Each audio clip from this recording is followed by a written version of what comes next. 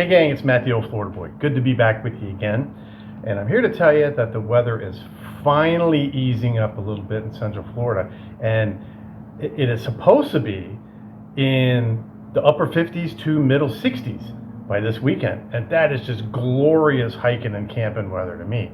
So as the weather gets cooler, my thoughts kind of turn to hiking and camping again.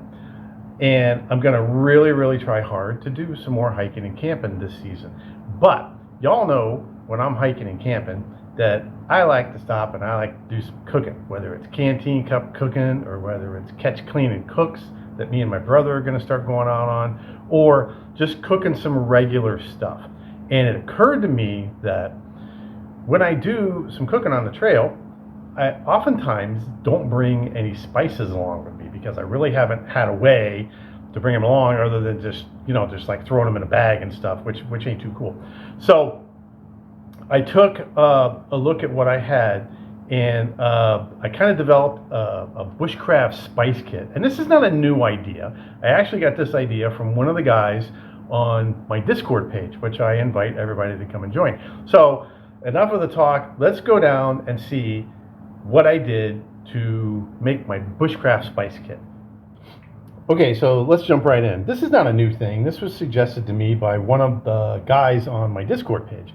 And he used a little tin, like a little mint tin from the Dollar Tree, and he found these little glitter shakers that look like little salt shakers. And I thought that was so cool.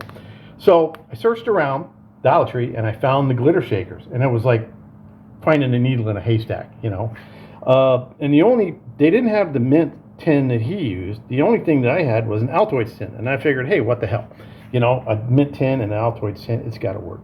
So this is built around an Altoids tin, and I found out that by much trial and error that you could fit 4 of these little shakers filled with spices in a certain way, and you could still have room for about 5 bouillon cubes.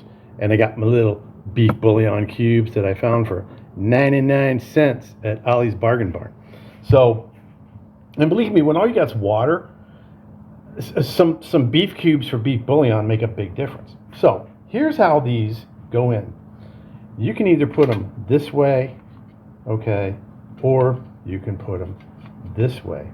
I found that these got a little tab on them. If you put the tab toward the middle and you put 2 of them facing, okay, and then you do 2 of them opposite.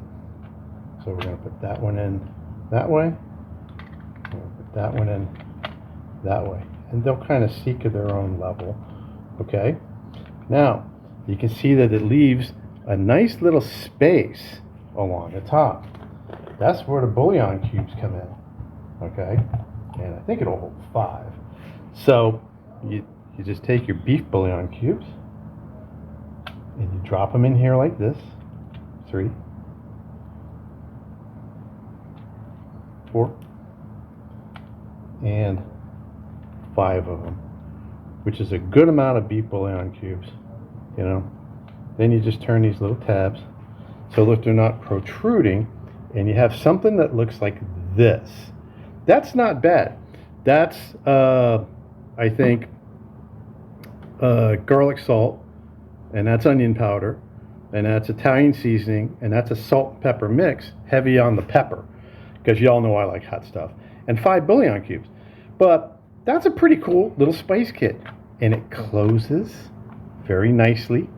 You could put a Ranger band around that, or you could just secure it with some painter's tape or something like that. And when you get out in the woods, and if you're really doing it hardcore and you catch a fish and you want to eat them, or you're hunting and you shoot a squirrel and you want to season them up, that should be plenty to season a squirrel up. The only thing wrong with these little guys is these only hold about 1 teaspoon of spice and 1 teaspoon of stuff, whatever you want to put in it. So that ain't really very much. But hey, how much spices do you really need? You know, 1 teaspoon will go a long way when you don't have anything.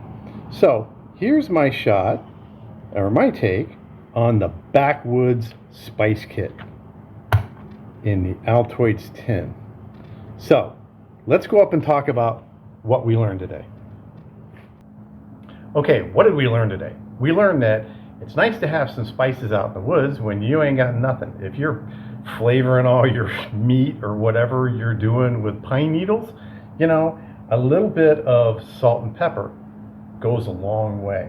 Like I said, the only disadvantage to these little glitter shakers is they only hold about 1 teaspoon, which ain't a lot of spices, but hey, if you're going out overnight or for a day trip, that should be plenty, especially if you're taking some stuff along with you, some prepackaged stuff that's already got the spices in it, or you're bringing along like a pre-made thing that's frozen and you know you've already spiced it up.